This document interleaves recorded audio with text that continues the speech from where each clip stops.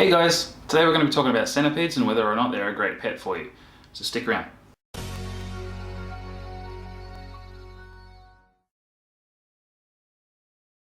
So today I have in front of me two types of centipedes. These two are tiger centipedes and this one is a green centipede. Hands down, centipedes are probably one of my favourite invertebrates. Saying that, they're definitely not for everybody. Other than the fact that they honestly just seem to creep most people out. They're just not a great beginner's invertebrate to start with. One thing that people tend to get confused with is the difference between a centipede and a millipede. There are many differences, but the average person probably wouldn't know. So centipedes have a very flat body, millipedes have a cylindrical body. The main one though is that centipedes, contrary to popular belief, don't have 100 legs, same as millipedes don't have 1,000,000 legs or 1,000 legs or whatever. It's actually down to the amount of segments they have in their body, and the amount of legs per segment determines whether it's a millipede or a centipede. So, centipedes have 2 legs per segment, one on either side of the body. Millipedes have 4, 2 on either side of the body, on either side of the segment. That is the 100% way to tell the difference between the two. That aside, they're completely different animals altogether. Centipedes are voracious, venomous predators. They're very fast and very aggressive. Millipedes are very slow, gentle herbivores that mainly feed on decaying leaf litter and decaying, rotting fruit and things like that. Millipedes can also produce a sort of formic acid sort of spray around their body as like their means of defense. This just makes them taste very bad to predators. If it gets in their mouth and eyes, it's very nasty to kind of have in there, very irritating and doesn't smell that great. Centipedes don't have that feature, they're just basically aggressive, and if you annoy them, they will bite you. Now, when a centipede does bite you, and I say that because if you try to handle one, you're going to get bitten, but their delivery system for their venom is actually not technically fangs, even though they look like fangs or mandibles, they're not. They're modified front legs called toxicognaths. Toxicognaths, that's how it's pronounced, yeah. Kind of a tongue-twisting word, but yeah, they're just modified front legs. So because they're technically front legs that have just been turned into a pair of stabbing, venom-injecting mandibles, they're quite dexterous, and they've got quite a good grip with them as well. And they're quite long. They're toxicognath fangs, mandibles, whatever, are about the same length as the rest of their legs almost, because they technically are legs as well. And these become very obvious when you watch centipedes eat, especially when you have bigger centipedes. It's much more obvious than on smaller ones. They're quite nasty looking little tools they have for injecting venom. Centipedes are also very active hunters.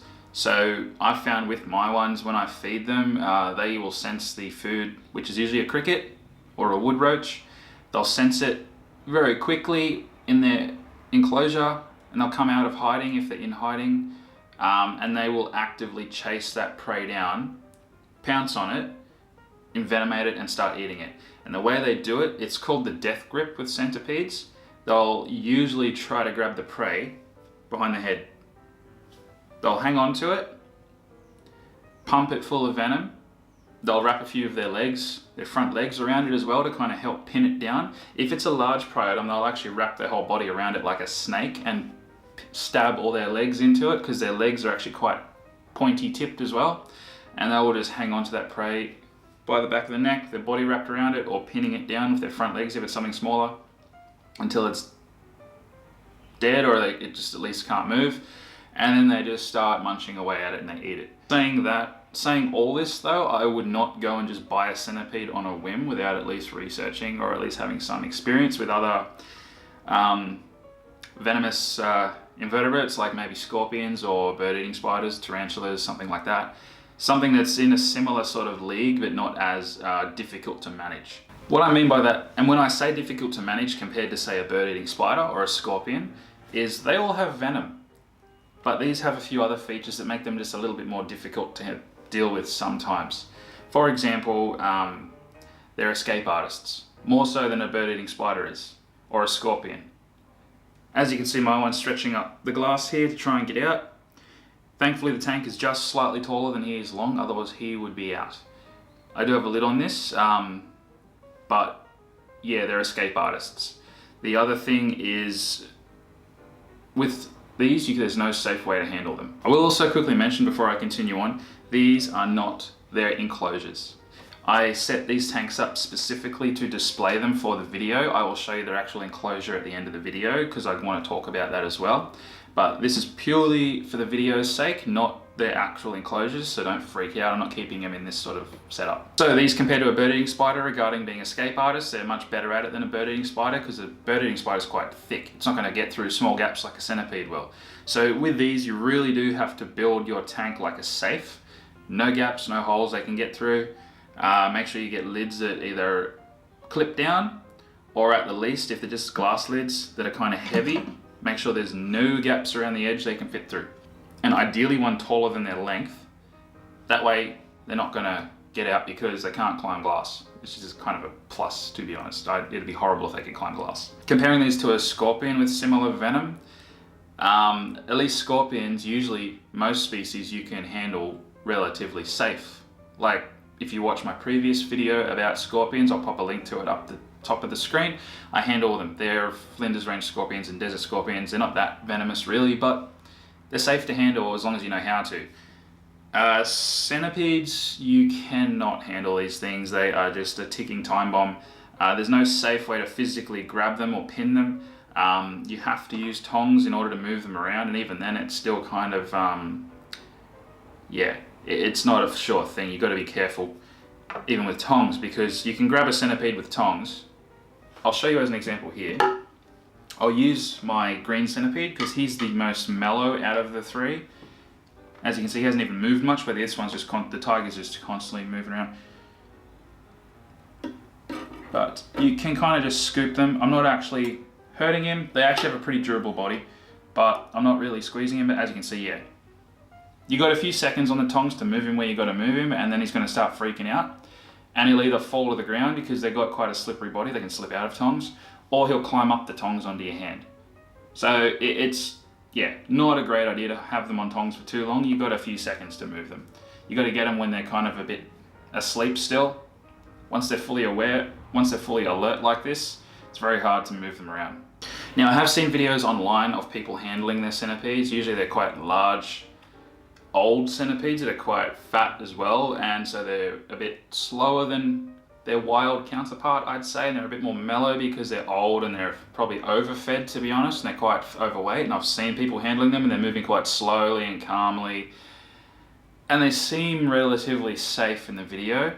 Now I actually hate that sort of thing because it kind of gives people the idea that centipedes are safe to handle. They're not.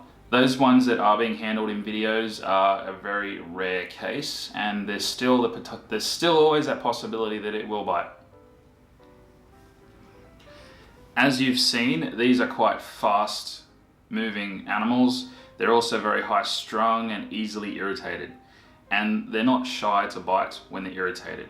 So theoretically, you could handle a centipede, same as you could handle an inland taipan. You might be okay. But it is a naturally twitchy, nervous animal that can bite you quite easily and most likely will. So holding a centipede, I mean, yeah, it could be fine if absolutely nothing sets it off. But it could be something as small as you breathing on it and it bites you because you breathed on it and it got scared and bit you. They also like to dig with their mandibles as well. So it could be sitting on your hand and decide, I want to burrow, and they use their mandibles to dig. So yeah, good luck with that one as well. That plus when a centipede bites you, it's not just a little nip, it hangs on and it chomps down. And it will stick all of its pointy little legs into you to hang on as well, and it's just going to be a nightmare. So I cannot stress, these are basically a display only sort of animal. That all aside though, I absolutely love them because they are just amazing in their own right, and they're absolutely awesome predators, and that's what kind of draws me to them, I think. There are many different species that get anywhere from a couple of centimeters long to a foot long. Depending where you live in the world will be depending what's available to you, I suppose. I can only keep Australian native stuff. This tiger centipede's got a bit of growing to do. He'll actually get double the size of this green centipede at the moment. I used to have a tiger centipede quite some years ago that was probably about that long, and about as fat as my thumb in body size. So they do get to a decent size here in Australia, but over in other countries, I'm sure certain other countries have much bigger species available to them. The care is very much the same for majority of them though. So when it comes to feeding your centipede, they will only take live food. They can eat anything that they can overpower, and that's usually anything smaller than them. So crickets, wood roaches, duvier roaches, if that's where you live and that's what's available. We don't have them here in Australia, but I know in the US you guys do. So duvier roaches, super worms, all that stuff is great for them. Try not to overfeed them too much because they can get a bit overweight. Once a week is usually fine, even once every 2 weeks you can give them a feed and that's usually fine. For substrate for these guys, you want to use something that retains moisture, so you can do a mix of like coconut fibre and peat moss. You can mix a little bit of sand in there, but really it's mainly going to be a cocoa peat sort of mix. Give them a thick layer as well because they do like to dig and bury themselves. You can also give them something to hide under, like a flat piece of driftwood or a flat rock or something, but honestly it's not that essential as they will just burrow most of the time anyway. That is the main area where a lot of people go wrong with centipedes, is that they let them dry out. These guys cannot go without moisture and humidity. They're always living under rotten logs in the wild where there's always a slight moisture and humid sort of environment. Centipedes have a waxy cuticle like all insects do, but their waxy cuticle is much thinner than a lot of other invertebrates. So their body just cannot retain moisture to the same extent as many other species of invertebrate. So they're just prone to drying out very quickly and dehydrating. So you do want to make sure that you maintain a decent amount of humidity in the enclosure and a slightly damp substrate. You also want to make sure they always have access to water. So I'd advise putting a water bowl in there, just a little deli cup's fine with some water in it, or a very shallow bowl, and just make sure that that's always got water in it, as like I said, a day or two without water, sometimes they can dry up and die. Now like I was saying before, centipedes can get to a reasonable size, some of them can at least, and the reason that some can get about this big and then they kind of stop growing there is basically because the way an insect or an invertebrate breathes isn't the same as the way we breathe, and take oxygen from the air and basically distribute it through our body to our cells. Insects and invertebrates can't do it in the same way as us, as we have lungs that do it, which are a very efficient way of doing that. Invertebrates breathe through a system called the tracheal system, which is basically a network of tubes going through the insect's body, delivering the oxygen to the blood cells. Centipedes in particular have all these little sphericals going down either side of their body, and that's where the tracheal system starts. That's the start of all those little tubes that distribute through the body, delivering oxygen to the blood cells. And those tubes can only go so far and so deep into their body, so they can only deliver so much oxygen to the blood cells. In comparison to say us, where we have lungs, it's a much more efficient way of doing it, so it can sustain a larger body size. This is why back in Carboniferous times, when insects grew massive, there were centipedes or millipedes that were the size of a coffee table, 3 foot, 4 foot, 5 foot long sort of size, and about as wide as this table. Purely because back then the oxygen level was so much higher than it is now, and they're a kind of inefficient way of absorbing oxygen just worked better back then because the oxygen level was so much higher. But look, overall I'd say they're a pretty easy, low maintenance pet to keep, as long as you make sure they do have that humidity. That is the only area you can really go seriously wrong with them very quickly. If you maintain that humidity, they'll do pretty well for you. Centipedes will molt as they grow as well, like all invertebrates, and this is another reason that the humidity is important. It allows them to molt without any issues. If they're molting in a dry environment, they'll get stuck in their molt and dry up like that and die. So you do want to kind of help maintain that humidity, especially when they're molting, because once they've molted, their new exoskeleton is quite soft and fragile for a day or two. It takes time to dry out and harden up. In that time period where they're all soft and squishy, they need that humidity to help their exoskeleton develop and turn into a proper skeleton over time. You also don't want to feed them during this process, because if a centipede's just molted and it's all soft and squishy and you throw a cricket in or something, that cricket will be able to go to town on your centipede and chew it up, because the centipede won't have any defense. It will have no exoskeleton, it'll have soft, gooey fangs, it won't have hard fangs it can even bite with, and it won't be able to run away properly because its legs will just be like jelly. During that period, you just want to leave them alone, don't touch them, and yeah, make sure that you do have that kind of correct moisture, humidity sort of level for them. Temperature for these guys is pretty straightforward. They don't need any special sort of equipment like reptiles. With these, as with a lot of invertebrates, they're quite happy in a temperature that you're comfortable in. So a comfortable room temperature sort of temperature, like you normally would have your house at under perfect circumstances, so not during winter I guess, but 20 to 24 degrees, they're quite happy in. So provided your home is around that sort of comfortable living temperature, they will be quite happy in that. As it does go into winter, if your house does get kind of cold, you might want to just put a little heat mat on the tank just to help keep that temperature up a bit. With heat mats, if you do have to use one, stick it on the back of the tank, don't stick it underneath, as centipedes will burrow instinctively to cool down. And if the heat mat's down there, they're going to cook themselves by following their instincts. So it's better to just stick it on the back of the tank. That way you can kind of warm the air in the tank, but if they get a bit warm, they can burrow under their substrate to cool down. So this is basically the enclosure I'm keeping them in. I actually made this enclosure myself, so it's kind of a custom sort of thing. You won't be able to buy something like this. Yeah, I made this from scratch. I cut the glass, siliconed it all together. But yeah, this is housing these two bigger centipedes. And this right here is the issue with tongs. He was getting out of his container, and now he's kind of stuck on the tongs. So I'm going to actually just put him back in his enclosure because it'll be easier to get him back in this than back in that. This is what happens. They grab onto the tongs and they start climbing them. So I guess it gives you a good opportunity to see him better, as they can't really jump, and as long as I don't frighten him, he's not going to just freak out and fall off the tongs. At the moment he's just kind of curiously searching around for somewhere to climb. But that kind of slow movement there makes you think, oh look, he's just walking slowly, he's calm, I can hold him. It's very deceiving. These things can take off so quickly. It'll be up your sleeve, down your shirt before you know it, and it'll probably bite you as well. This is the only way to handle a centipede relatively risk-free, provided you have something underneath the centipede that it can fall into if it does fall, so it doesn't take off somewhere. You could use your tongs or a stick, something that is at least 2 times longer than the centipede, go 3 times if you're not confident, so you have time to switch hands as it goes up and down. Alright, so I'm going to pop this one back in its enclosure.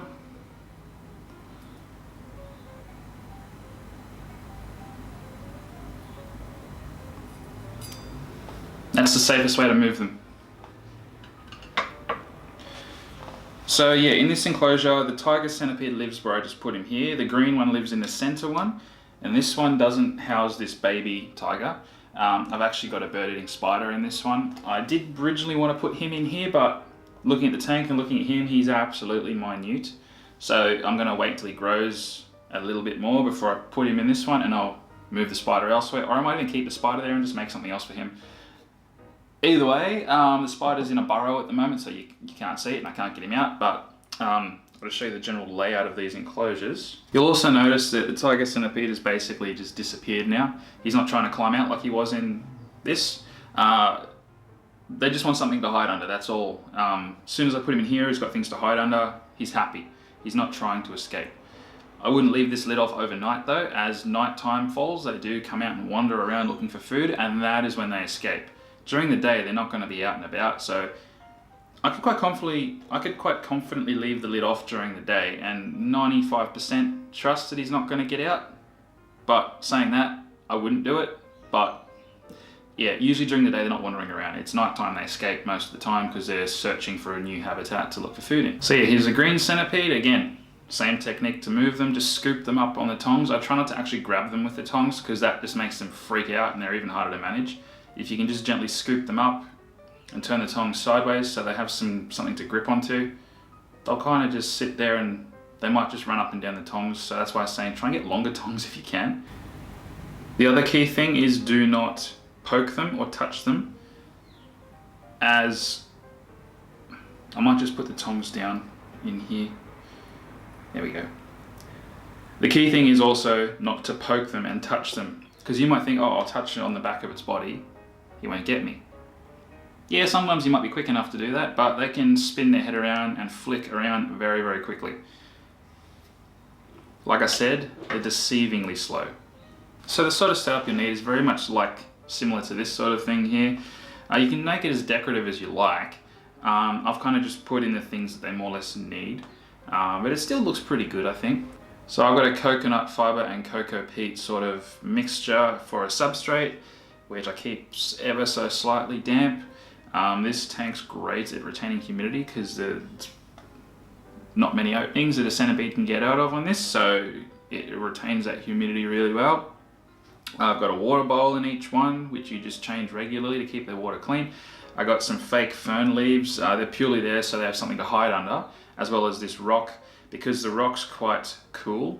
So if they really want to cool down, they can go and hide under this rock. It'll be even cooler than just burrowing in an open space of soil. And that's literally all you need for them.